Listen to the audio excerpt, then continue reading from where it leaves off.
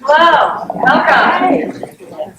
We have a great, look at this number at the last session of the day. Good job, team. I like that nobody sat in a splash zone. That's fun. When we met earlier today, we were talking, I said, well, the last session of the day, we might get 5. Maybe we'll get more than that, maybe 30 or so, but this is great.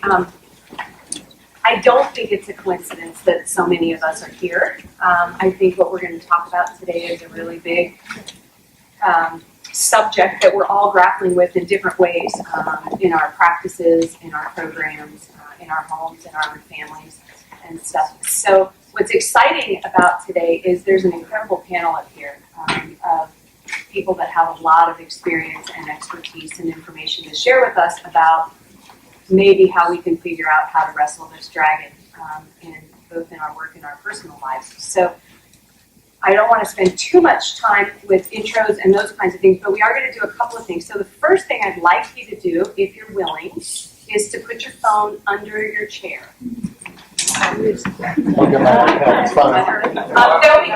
floor. We have green counselors outside. And the reason why I did that, in just that 3 seconds, there was an immediate, because you knew what was coming, right? You kind of knew when I said I'm going to ask you to do something, everybody kind of puckered up a little. And then when I said it, there was probably a second or two of boom. Yeah. And I think that's great because we're all really warmed up for what we're going to talk about today. And I think it's a great example of how technology, as much as it helps, it makes my job so much more efficient and easy in lots of ways, but how it is everywhere in our lives. Before we introduce the panel, Michael's going to show us a little quick video. All right, now it's time for something. I've been looking forward to this all week. Monday night on the show, I issued a new YouTube challenge, and the challenge was I'd like you to sneak up on your kids while they're playing Fortnite. The kids are nuts for this Fortnite, and turn off the TV. I asked, and many of you answered, and with that said, here are the results of, hey, Jimmy Kimmel, I turned off the TV during Fortnite. What just happened? What? It just turned off. What? Benjamin, oh my gosh, Daddy, why did you do that? Papi! Ya, es en serio. I'm getting away. Stop. No. I can still win. Please, Matt! Stop! Say hi, Jimmy Kimmel, and I'll turn it on. Hi, Jimmy Kimmel.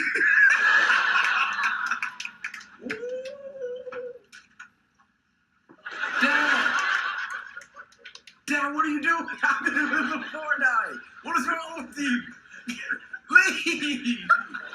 What are you still turning my TV off? What are you doing? Go cook! Stop. Yeah, leave. Look, Jack. What do you want? Stop! Oh.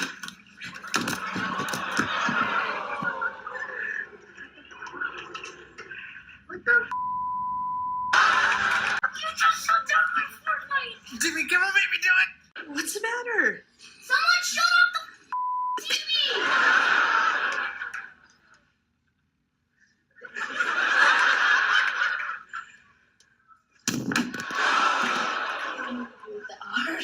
Those were the Snapchat. Are you out of your mind? What the f***? Are you freaking kidding me?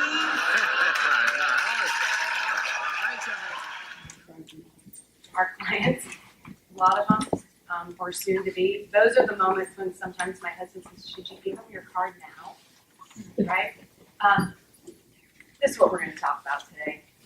We've got a panel of experts here. I'd like for them to introduce themselves so we can jump right into it. I got to the end. There you go. Well, good afternoon, everyone. Thank you for joining us today. My name is Michael Jacobus. I'm the founder of Reset Summer Camp. I have 30-year traditional camp experience, which means 30 years of happy kids making new friends and swimming in the deep end. And now I run this program where every single kid is unhappy to be attending. They feel that they're being punished, and it's most of the kids you just saw in that video. I talk to parent and education groups all the time, and I show this video a lot. And I'm always a little bit more shocked at the assaults, at the bad language, at the quick to anger and quick to fury. And that's what Reset was founded to deal with. Hello everyone, thanks so much for coming. I'm Cam Adair, and I was addicted to gaming for over 10 years. I dropped out of high school, never graduated, went to college. I was gaming 16 hours a day, was very depressed, anxious, pretending that job to see my family. Eventually wrote a suicide note, and that's when I realized I need to make a change. Since then, I have been gaming about 7.5 years. I run a website called GameQuitters.com, which helps about 75,000 people a month in 95 countries around the world. And I travel full-time about the subject all over the place: Australia, Hong Kong, Singapore, London, also here in Chicago. And I'm happy to answer any questions that you have. Mike Mercier, I'm the president of Screen Education, which is a nonprofit that's dedicated to doing research and providing seminars and talks on smartphone addiction and a host of related issues that come with that, the consequences of smartphone addiction.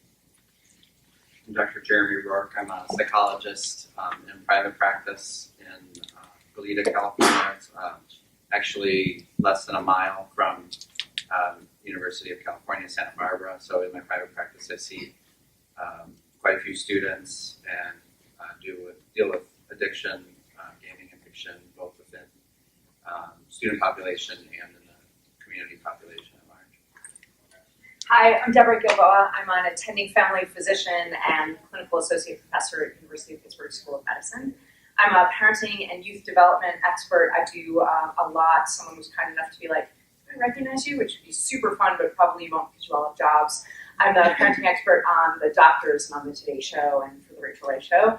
And I have 4 tween and teen kids of my own. So lots of expertise up here. The way I think I'd like to see this go, because we do have just such a short time, feel free to ask questions you really want to talk about what you want to talk about. Obviously with this issue we could talk for days. Without drawing breath. Yeah, without drawing a breath. It just goes so far and so deep. So please feel free to ask questions, and we're just going to jump right into it. What I'd like to do is just start with some research. What do we know, or what are some facts to jump off?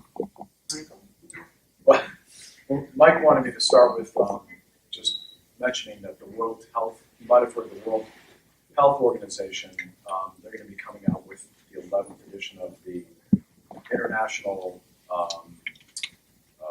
Classification of Diseases, the 11th version of that, which will be effective January of 2022.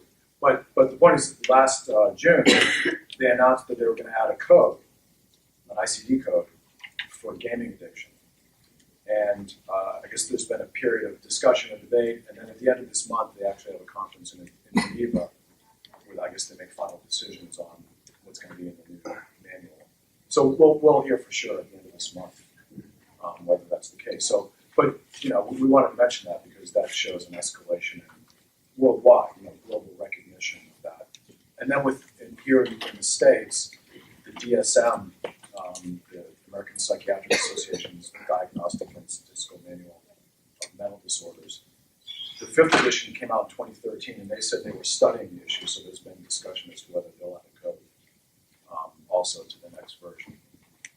In terms of research, there are a few things I want to mention, and Cam can feel free to jump in too. He knows this very well. But some of the stats that are remarkable to me are that about 10% of gamers are addicted to gaming. Adolescent gamers, right? Yeah, adolescent gamers are addicted to gaming. And if you look at it, we have 44 million teenagers in the U.S. Half those are boys. And boys actually have a higher rate of addiction. I think for boys it's like 41% or 44%. What's addiction in this context? Well, addiction would, according to there are several ways of looking at it. But what does it mean to a parent? What does addiction look like? you say that percentage is addicted, and as a parent of teen kids, I Well, want to know. it's compulsive use of gaming that interferes with your life in a severe way. So you can think of there are several spectrums of addiction that range from normal, healthy use of whatever the substance is or the behavior is, whether it's gambling or drugs. Shopping. Right, along a spectrum to, on the opposite extreme, addiction, which is where it's really compromising your life. But In medicine, we use this catchphrase. We say, in physical medicine, we say that addiction is shorthanded as continued use in spite of negative consequences, life right, impacting consequences. right. Is that really what's happening? Well, that too, but it's sort of compulsive. I'd say it's compulsive use, right? So when you want to stop, even if you want to stop, you can't bring yourself to stop doing what you're doing. So you might have this feeling of, this is driving me absolutely crazy. I wish I could stop while you're doing it, you know. But if you look at those numbers, if there are 22 million boys, 44 million teens, and 10% are addicted, that means we're talking about, what, 4 million kids who are addicted to games in the US? So that's a huge statistic. And then there's a lot of research that's been done on different categories of effects of gaming addiction. So, for example, there's a study out of Copenhagen that looked at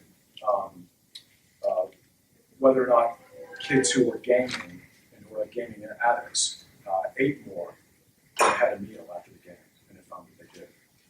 So then you've got other categories of research: emotional effects, neurological effects. But I'll turn it over to Cam.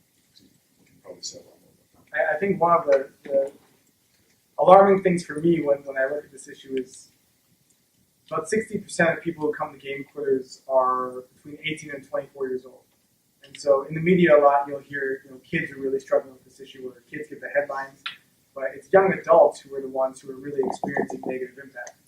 And the common case that we'll see is someone who's maybe gone off to college. Up until that point, they've been able to get away with gaming.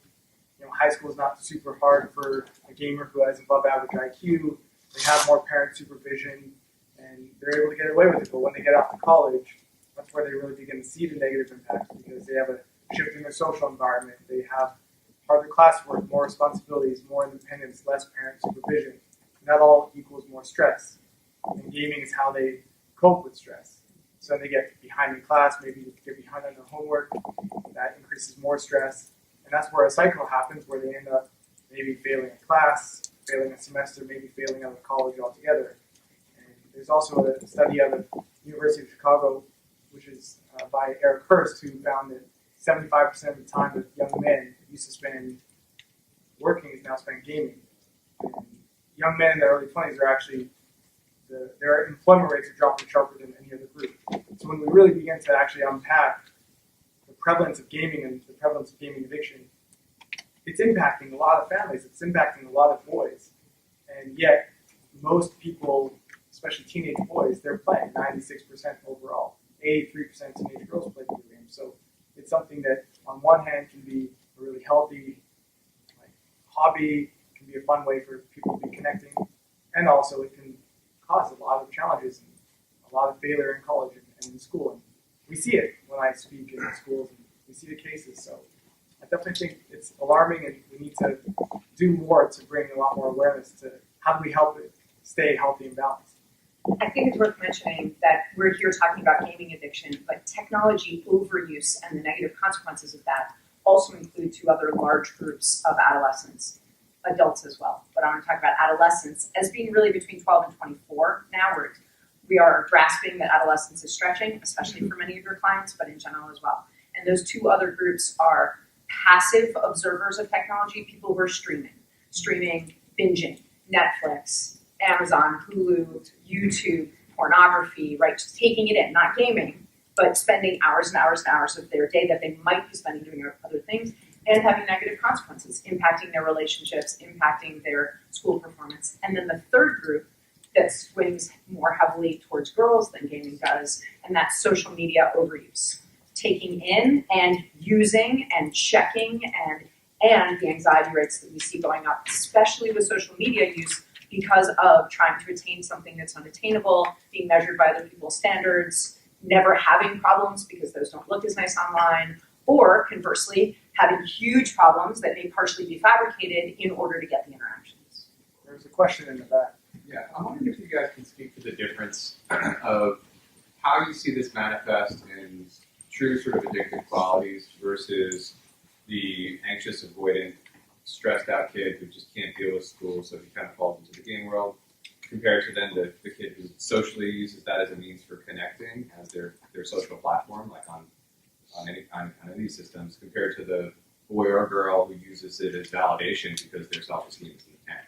So those are all it seems to me those are all sort of subcategories of this bigger picture problem that it seems to be we need to address those in different ways versus sort of taking a maybe traditional addictions approach if it's like a true addiction. I don't know if you can speak to that. In terms of treatment, that might be true, but I just wonder a little bit about the question behind your question, because those are pathways into the problem. Yeah. But are you asking about, does it matter how they got in, or are you asking about, is it always a problem if they got in different ways? Might some of it be healthier than others? No, we can agree that it's no matter if you're using technology in any of its forms, it's a problem because if it's impacting your life in a negative way, I find that in terms of the work we're doing in wilderness, it's addressing the root cause, and that seems to then give them the efficacy to then not have to rely on social media, for example, as their means for finding external validation. And so I'm wondering if just in your different research modalities, supporting in camp, supporting through the online modality of helping people, how do you maybe sort of filter that and address those in different ways? I guess I'm just curious to hear your thoughts on I think what you're asking is if there's a different way in, does that mean there should be a different way out? Yeah. Or do you dress it differently based on how they got there? So from a therapeutic standpoint, I think was part of your question. I think the lines get very blurred very quickly. Yeah. And there, as far as is there one path out versus the path in, honestly, I think it really mostly depends on the individual and working with the individual, getting to know. When you talk about causes, there is no one cause that affects all these kids. There could be risk factors, trauma, or things that they're trying to avoid, stresses they're trying to avoid, and it's kind of an escapism type thing going on. It really is an individual problem that needs to be understood. So I don't think there's really any way to answer that question very simply. And in terms of the educational consulting that most or all of you probably do, I think sometimes just having an additional voice as if the parents aren't really getting it, if they're struggling to see, well, do they really need to change this? And well, if so, how? Like you on the front lines is facing those questions, but then maybe also pulling in additional voices of support, I think is a great place to start. And we know that there's kind of three primary reasons why, three primary ways that people kind of get into gaming addiction. So the first is someone who's primarily doing it to escape. Someone else, it might be more of a social connection. And for someone else, it's a sense of achievement. You're seeing yourself level up, and just a contrast between the way that happens in a video game, which is very consistent. You get rewards not only predictably, but intermittently, and how real life works doesn't really work the same way.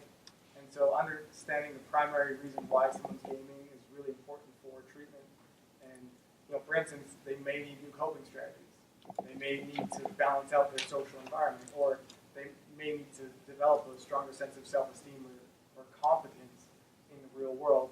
I know at Reset, one of the big things that is focused on is developing real life skills, like learning to cook or learning to be able to play with people outside, and really like doing laundry and making their bed. And I think some of these skills that often really help them feel a greater sense of confidence in their real life character that then translates to them wanting to spend more time in the real world. And just on the, there's a number of risk factors: ADHD, autism, anxiety, depression, low self-esteem, porn use is another one. And there's a number of protective factors, which would be things like exercise, spending time, face-to-face interactions, time in nature. But from a study we did with our members who met criteria for gaming addiction, half of them met criteria for anxiety or depression, which is important to understand because a lot of them are experiencing that. And also half of them did not meet criteria for anxiety or depression. And whether it came first or it's there as a function of the environment is difficult to figure out. But understanding that if you're gaming a lot, you're probably very isolated. You're spending a lot of time in a dark room, staring at a screen. You're not spending a lot of time with family or in-person relationships, and that obviously has a big impact as well. Yeah, can you talk a little bit more about this? So to not get on Jimmy Fallon, what would be some of the early signs that a parent might notice? Because obviously parents are, they're seeing it early, and maybe they're trying to intervene or they're not. But what are some tips and things that parents can have, or even that us as professionals, to maybe avoid getting it to this point, or at least intervene sooner? Sure. I think, setting up boundaries, expectations, standards of like when online access is okay, how they're going to integrate what's needed for school, and then when they're off the school tasks and onto more like entertainment tasks, how that's managed. Just the more talk about these things, I think, the better. Personally, in therapy that I do, if I'm working with parents, I definitely encourage kind of a family meeting type model where there are regular meetings and things are brought up and things are discussed. I think in a lot of these families where these kids are escaping and the parents don't realize maybe the extent of the issue, there's oftentimes communication breakdowns. And so really working on the communication, I think, can really be a first step. A lot of the parents that share the information with us, either during the intake screening or in the camp program, will report secretive behavior, going into the room, closing the door for hours at a time, rotten sleep patterns, they're staying up till 2, 3, 4 in the morning, crazy eating habits, they're either eating tons of junk food or they're not eating anything, and even some, what I would refer to as hygiene habits, they're forgetting to go to the bathroom, because they're just locked in there all the time. So parent engagement and involvement is something we talk about before, during, and after the program. And I think when you're looking at, the example of Jimmy Kimmel, a big part of what happens there is it's very sudden. And so parents, it's really important that they understand what kind of games your kids are playing and how these games work. For instance, if you're playing Fortnite, you're leveling up, you have a ranking, and if you leave, you lose, and it hurts your ranking, and it's something very important. If you're playing a game like League of Legends, you're playing with 4 of your best friends at school, and if you leave, you all lose. And now your friends are going to be upset with you because their ranking hurts. So no kidding when you come and you're asking them to come to dinner and they're the 4th last player in Fortnite where it's a best out of 100 players, no kidding it's World War III when you pull the plug. Because they just hurt their ranking and it hurts them at school. So even just thinking proactively that, look, a game like Fortnite lasts about 20, 25 minutes. So hey, dinner's going to be ready in 30 minutes. After this game, don't start another one. And if you do, I'm going to come and unplug it. Your ranking's going to hurt, and you're not going to like that very much. But after dinner, you can come and play one more game. And just understanding the flow of how these games work is really important to be able to shut down some of these conflicts. And Kim, I really want to say that you just assumed something that parents need a lot of encouragement about, and that is that their children know that when they say something, they mean it, and that they will follow up on it, that they will keep their promises. And in the work that I do with parents, one of the things that I say to them all the time is it is really difficult to enforce the consequences, to be the person that is, and I often am, the proximal cause of our kids' unhappiness. And there's a whole other breakout. Totally. But one of the best things we can do to prevent this, and I think that Randy, you were asking also about red flags and also how do you prevent it. One of the ways you prevent it is by having a relationship with your kid where they understand what the behavior expectations, with and without screens, what the behavior expectations are in your home, and that if you have said something good or bad will happen, that you are 95% of the time reliable and they can count on you. They know you mean it. Because if I say to my kid, hey, dinner starts in 30 minutes, you can play one game, but then you have to turn it off. Because if you don't, I will force you to turn it off in the middle. If they don't believe me, they might as well play on the next game.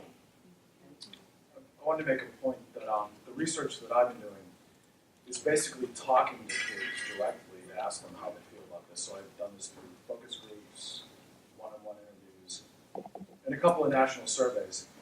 And what I'm finding is that kids are fully aware that there's a problem. And one of the points I want to make is a lot of kids feel like they have a problem. So on the one hand, we're talking about this extreme behavior, what we're calling addiction. But there's the mass of kids in the middle are compulsively using technology. It's not destroying their lives, right? But I'll throw out some statistics from my national survey. 41% of kids said teens in our national survey said that they feel that they're not achieving the grades they're capable of achieving because of their phone. 65% said they wish that they were better able to control and limit their screen use. They're recognizing it in other kids. 37% said they've actually tried to get a friend to spend less time on their phone because they see it as a problem. One of the points I want to make here is that I'm a parent, I have teenagers in high school, it's difficult for me to talk to my own kids about the problem, right? Because I have the ability to take the phone away, right? But as a researcher, as an objective outside party, they'll be frank with me about the fact that it's a major problem and they wish they could do something about it. So that might provide another angle, right? Parents have to have a conversation with kids. I think this suggests that if parents can figure out a way to sort of partner with their kids or not approach it solely from a castigating, limitation, but become a partner and sort of identify with the kid that this is a problem, then they might be able to, over time, get the kid to open up and say, yes, I'd like to limit my screen time. How can we do this? How can we work together? Ben, you had a question? Yeah, you all and I am having school for middle schoolers in the swamp. But I see this issue as something as big, as nasty as cigarette smoking and alcohol. And parents need to have a label when they buy a device that says using this device can be harmful to your health. Because we already see the brain science, we know it changes your brain, we know it can permanently change your brain, and yet nothing's happening. Do you all know, is anything happening on a national legislative level that can keep people from getting to therapeutic boarding schools and having to go to a psychiatrist or a psychologist for an addiction that hopefully we could educate parents about early on? And why are we giving iPads to kindergartners? I know that Senator Ed Markey, that is going to somehow, he's proposing to regulate the tech companies. And one of the components was addressing the fact that the tech companies are intentionally making this stuff addictive. I want to say that they are, right? They're doing this, but we have to understand there's also something that's implicitly engaging about the content. Even if the tech companies took away the triggers that they've implemented, there's still something about the social media, streaming video, and games that is back in the 90s one of the first psychologists, as I would talk about this, found that people were addicted to AOL chat rooms, which is like rudimentary technology, right? So they were patient. but I agree with you. So I know Markey's doing that. Markey introduced a bill last year that would allocate $95 million to the National Institutes of Health to do research on this, and they haven't done anything with the bill yet. Well, just today, It's just a conversation. You've got to start telling them. There are a lot of parents that don't know how harmful this is.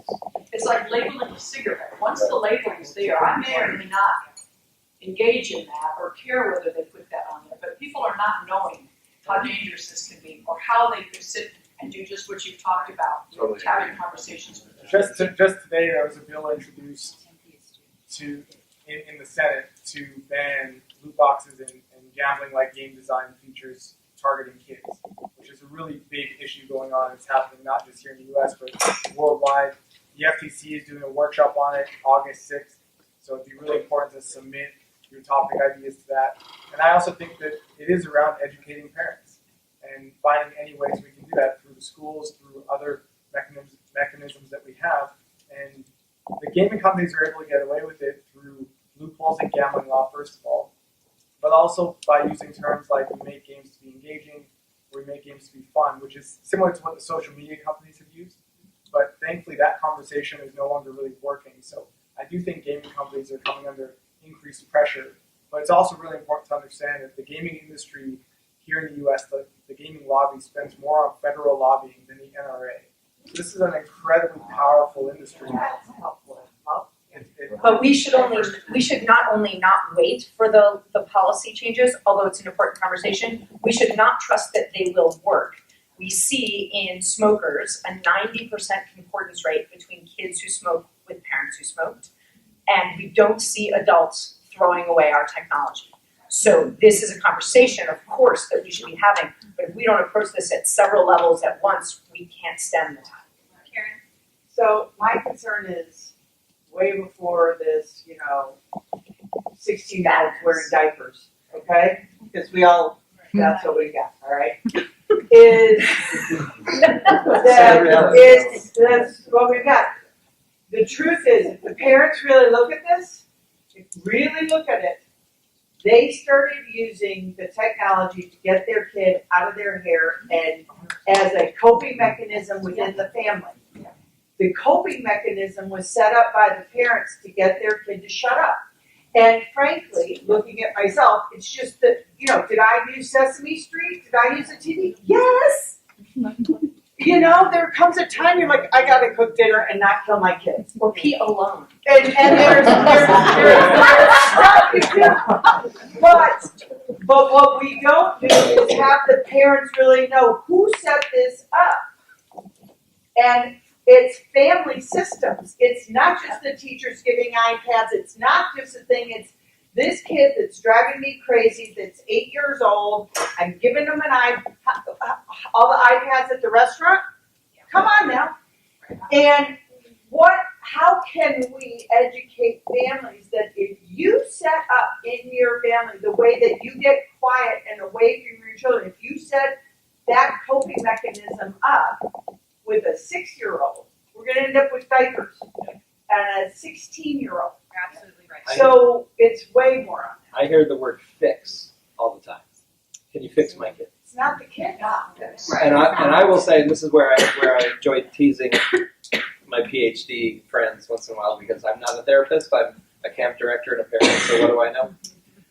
But they'll say, can you fix my kid? And I'll compare them to a flat tire. And I'll say, yeah, I can pull a nail out, I can patch him, I can put an airbag in. Then I'm going to give him back to you, and you drive on nails.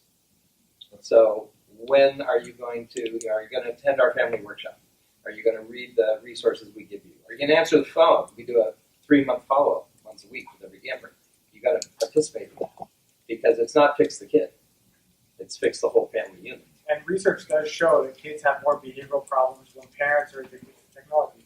The difference is we justify it as adults. It's our way of de-stressing after work, reading all the Trump tweets or whatever. It's also... That de-stresses you. Yes, because he's Canadian. He's Canadian.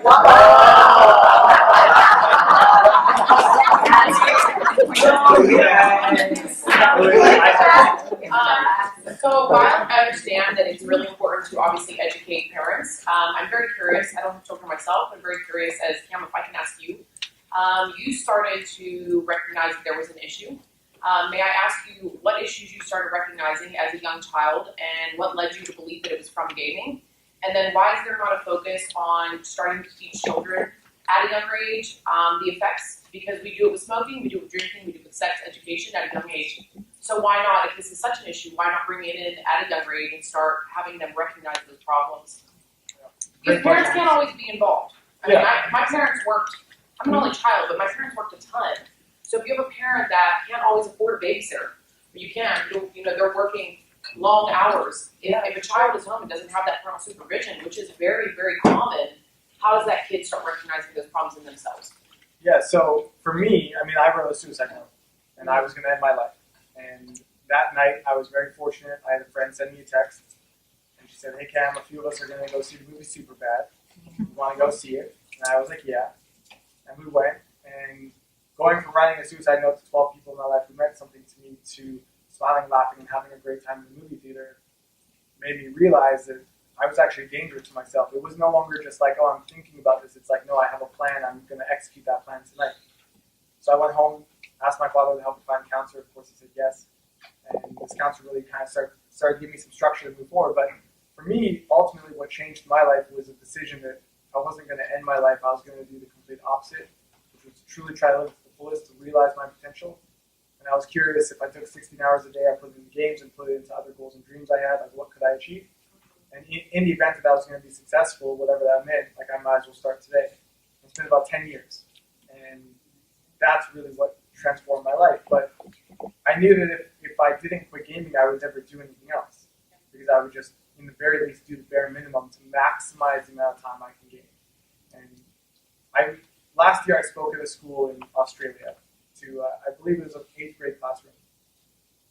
I shared my story. I talked about some warning signs. I talked about some, just practical tips of keeping a balance, having other activities, monitoring your time and being aware of binging cycles.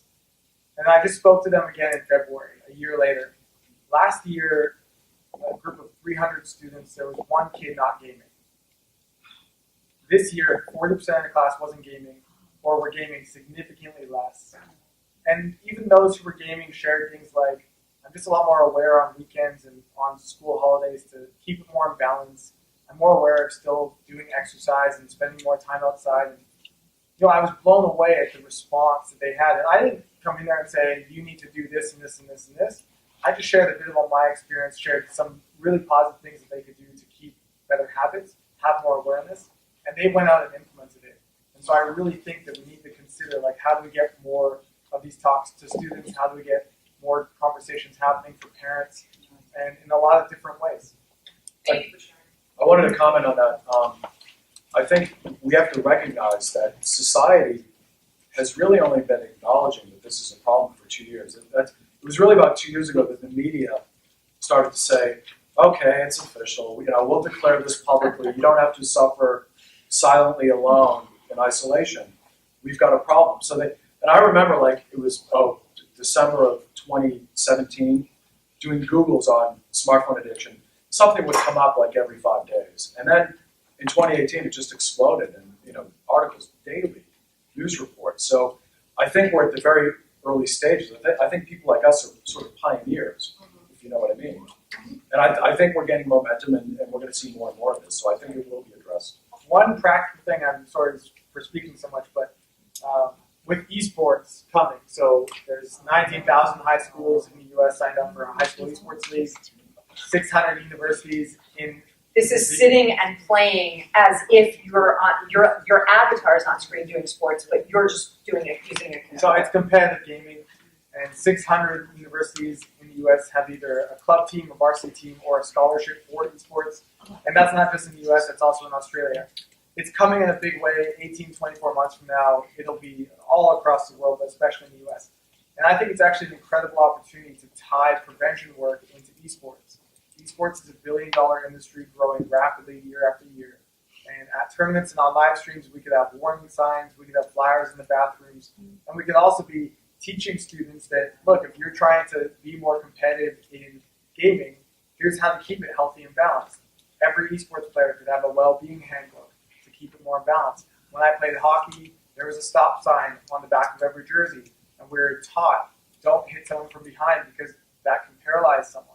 And so I think that using competitive gaming as an opportunity to not only promote, there's a lot of opportunities in the gaming industry, and that can be a good thing, but also this is how to keep it from becoming a problem could be one way we can tie those things together. I'd like to suggest that we use cyberbullying, which we've been aware of as a problem for longer, and some of the things that have really worked to help students stand up, speak up, not engage in it as much, recognize that they don't want to be a part of it. And that is young influencers, YouTubers, esports athletes, talking about how, because there is no celebrity that hasn't been trolled and cyberbullied. So it's really easy for cyberbullying organizations to get influencers who will say, hey, let me read you some of the stuff I get. Isn't this awful? We should be kind. And then the people they idolize on these platforms are saying, we need balance, we need kindness, we need to be aware, we need exercise. To have an esports athlete say, this is what I love to do online, let me show you a YouTube video of me doing my actual own exercise outdoors regimen. Also, what do you do to exercise outdoors? So that's one way you can use these interests to really role model how you can do both. You can do both. Technology is not going away, right? I mean, obviously, we're well beyond that. So it's a cultural thing that we all have to deal with, and we've got to figure out where the balance is. How do we have it in our lives because it is, and not have it ruin lives? And I think that's where we all have to come together and find where we're not being good role models in ourselves. Maybe we need to stop using the iPad babysitter early on, as painful as that could be. But, little things like that are setting the tone and teaching our kids and growing. The kids on this video, this didn't happen overnight. Mm-hmm. There was a long time where nobody unplugged the TV before we got to that day. So we all have to look, and we have to look at it everywhere. Walking through the airport, like this, bumping into people, all of those kinds of things that we all do are going to be the small grains of sand that hopefully are going to help us rein some of this in or manage it better. And this is the first parent generation that's had to deal with this problem. And so the answers do have to come from us, and I do think we need to create a safer environment for parents to be open about these issues. I remember speaking in Australia, and I asked how many people were showing up, and they said 800. And I thought that was incredible, because in the U.S. we'll get 20. Because parents don't want to look like they might have a problem. And so, or their kid might have a problem. So I do think having more parent committees or parent groups in the local community or the school where we can be open about these conversations and share tips and tricks and strategies, I think really goes a far way. I've even asked kids themselves if they feel that what we're talking about here partly is, Deb talked about approaching it from many different angles. So you've got the meta, at the legislative level, the meta cultural level, but then the microcultural level. So I've actually we've got the family, which is a microculture. I've talked to kids about whether they feel that they could create a microculture among their personal friends, where they help each other out. And I've done this in focus groups, so it hasn't been a quantitative study, but I've done a bunch of focus groups. And roughly about half the kids in the focus groups will say, I feel that I could do this, right? Because they want to stop. And what distinguishes those who feel that they could and those that feel that they couldn't is whether or not their circle of friends feels the same way and wants to curb their phone use. So I think that's another, what we're talking about is microcultures, families, circles of friends at the school level, There's another cultural issue, which is that most parents, not the youngest millennials, but most parents are still digital immigrants, and our kids are digital natives. And I work with refugee and immigrant families in my health center, and I can tell you, shaming an immigrant parent for not knowing something or not handling it well is mean, disrespectful, and ineffective. So shaming parents for using the iPad as a babysitter, even if maybe we should have known better, won't change. Shame doesn't change behavior. As a matter of fact, we've learned that if you're going to help families with this, not only do we need to give them education and strategies, we need to come alongside them, recognize the shame that they're feeling, and help them feel stronger to say, hey, you're an expert in your kid. Like, I'm an expert in what you've hired me to do, but you're an expert in your kid. You at the least know what doesn't work with your kid, what doesn't work in the culture of your family. So let's figure out some strategies that might work, and also, you have nothing to feel ashamed about. You're asking for help. That's amazing. I think it's like some of the sentiments we're talking about here is technology is not going away. It's new to this generation. We look at technology and think this should be improving our lives. So And that's it one is reason, in a lot of ways. Yeah, and that's one reason why, though, it doesn't get the gaming addiction, because that's technology. You're just giving your kids some technology. That should be good, right? But it doesn't get recognized like alcohol or some other addiction might, where there's an immediate consequence, there's immediate change in behavior, and there are immediate problems. It kind of slips under the radar, and there are things that we like about what it's doing for us. We do get a break. We do get to And peeing there by are things that are ourselves. necessary about it Right. in terms of academics and jobs. You know, I can't imagine a job my kids might have where they wouldn't have to be tech savvy in their future. So it's more like nutrition than it is like cigarettes and alcohol. It's more like obesity than it is like cigarettes and alcohol addiction because, you know, heroin, we can be like, don't ever touch that. Get away from the people and places that encourage you. Nutrition is about teaching my kid both about quantity. Even if he only loved broccoli, I wouldn't let him sit down at 8 a.m. and do nothing but sit at the table and eat broccoli until 6 p.m. I would say this isn't healthy, get up and do something else, right? So quantity matters, but content also. There are things online that I can eat that are like broccoli, math flashcards that the librarian told me at school, that are like kind of in the middle watching the video of this bulldog skateboarding, and then things that are like the big ice cream sundae, like Fortnite, and things that are like rat poison or scotch, like, you know, Grand Theft Auto or something. They're like, nope, you're too young, you may not. So we have to talk about content and quantity like we teach our kids about food. Yes, is there some research that gives us a quantity, like, I know American Academy of Pediatrics gives us Even no recommended- longer has the 2 hour screen I time know, limit. but As of that's this not year, reasonable. So we've is there- stopped, right. How So- many hours turns into addiction? No, I'm sorry. Any Unfortunately, it is not that simple. The only, There's no, there's after age 2. 30 hours a week is a red flag in clinical case studies. 70 hours a week in clinical case studies is almost always a problem. And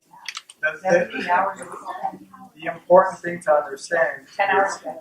the important thing to understand is that we know that gamers spend just as much time actually gaming as they do watching other people play video games.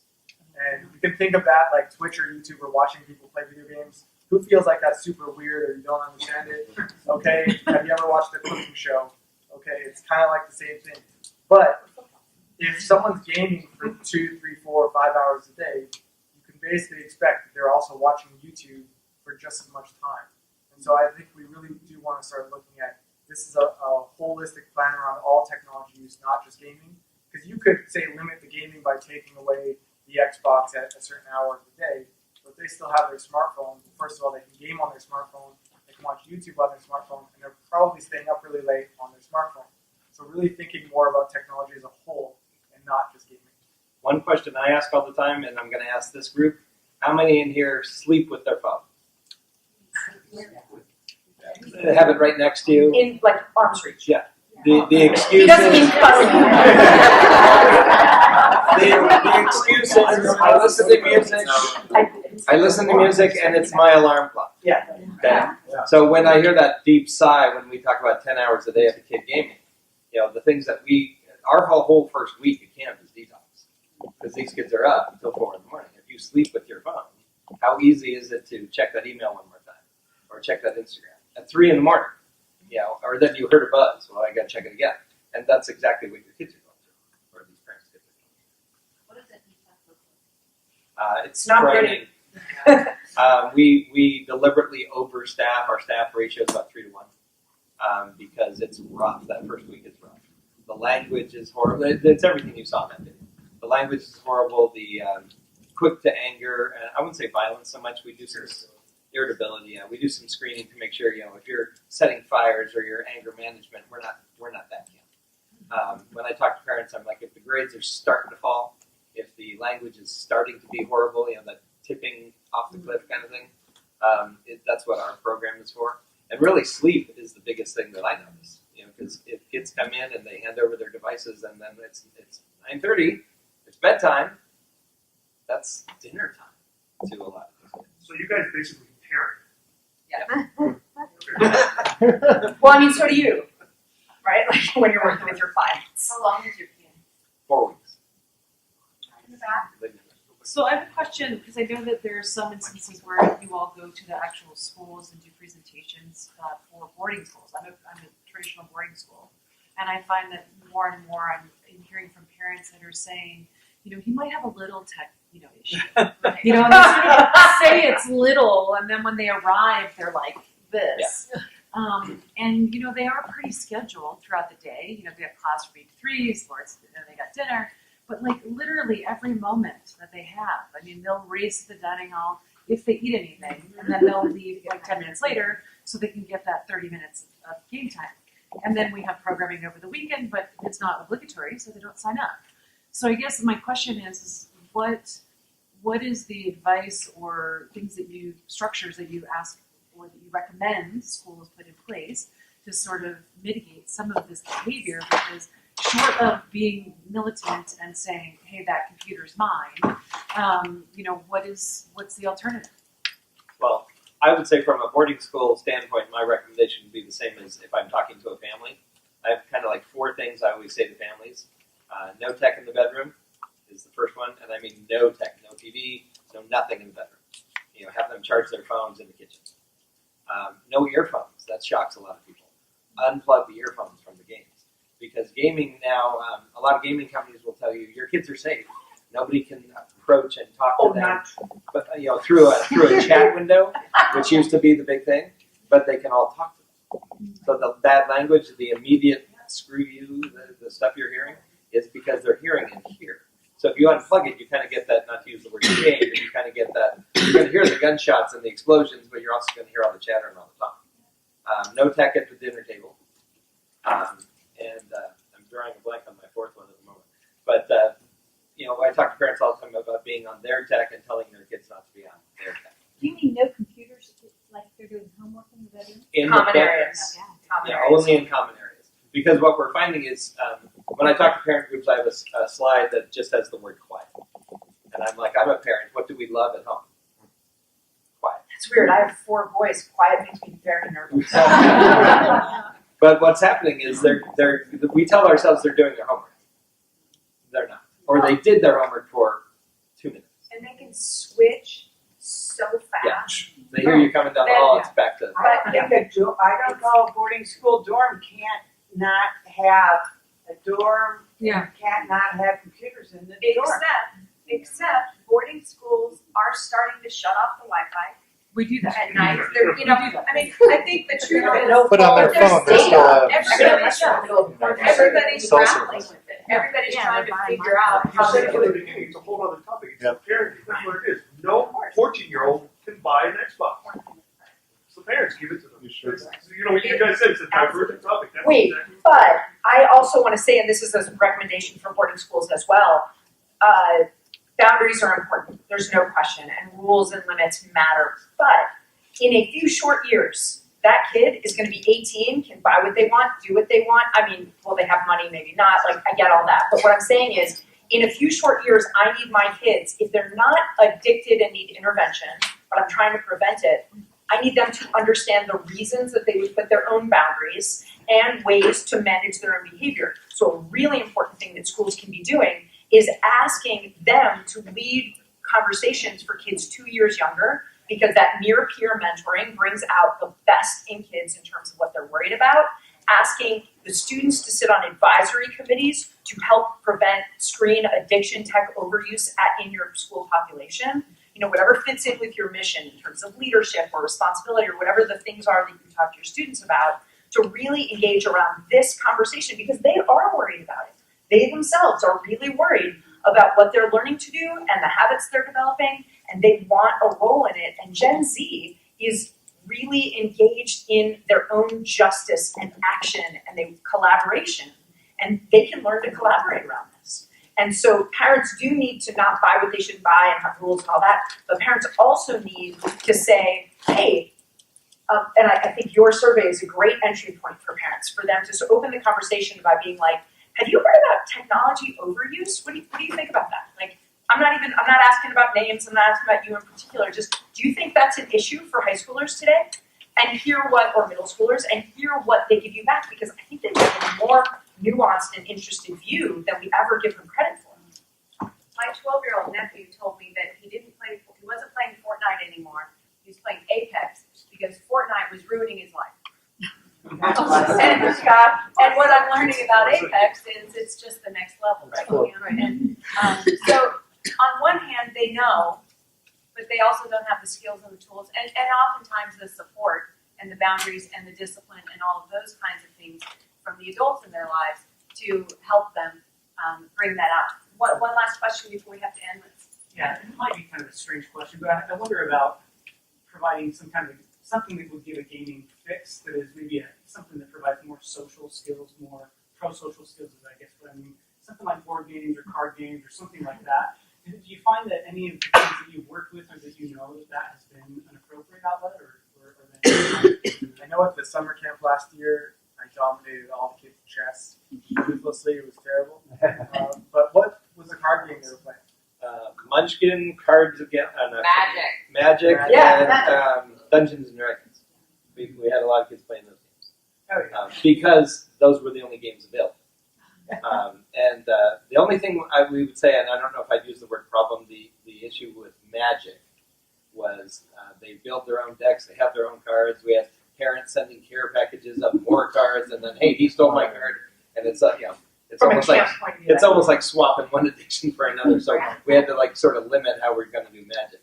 But as soon as they had like the detox, as soon as they were accepting their fate, is what I call it. And it's Magic, World of Warcraft, pick up a guitar or clay, they'll do something, and they absolutely got engaged and appreciated the competition part and the gaming aspects.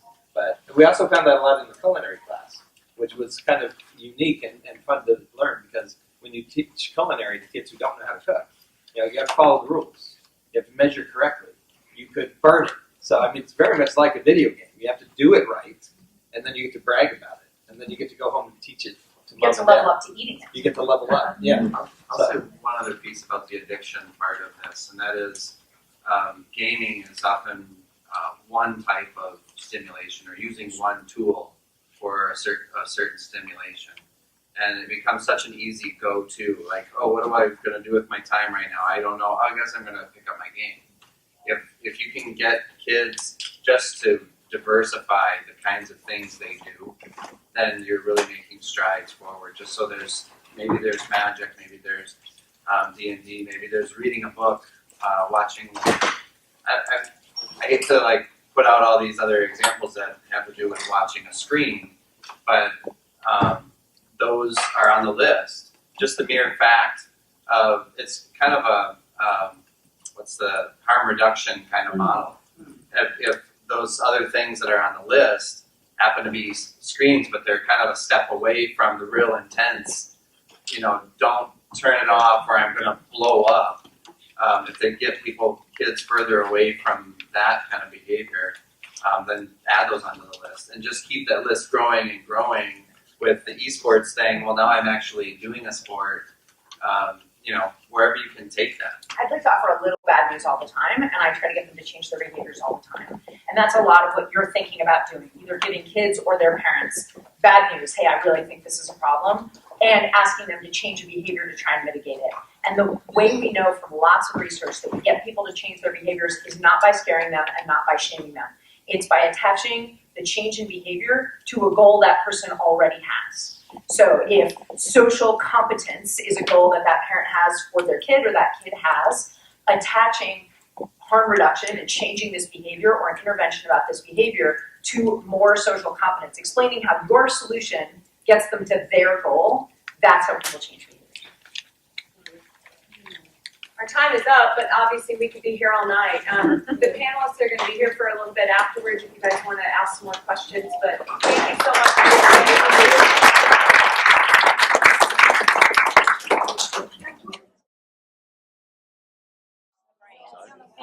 And it really does work for us that the kids. It was really amazing to me to watch the kids respond to that because I thought they would be like, "This is the hokiest hippie thing," and they all respond. So we do it every night. It doesn't solve, but it shifts. No, but it's wonderful to watch. And the next day they don't have their phones, and the next day they, and so we're implementing that into their new lifestyle. And we share that with the parents, and hopefully. I mean, we had some parents last year who sat in the back on their phones all the time. And I'm like, I can tell you exactly how that's going to work out. But most parents are very engaged and appreciate the intervention. But yeah, thank you. Because we found that to be very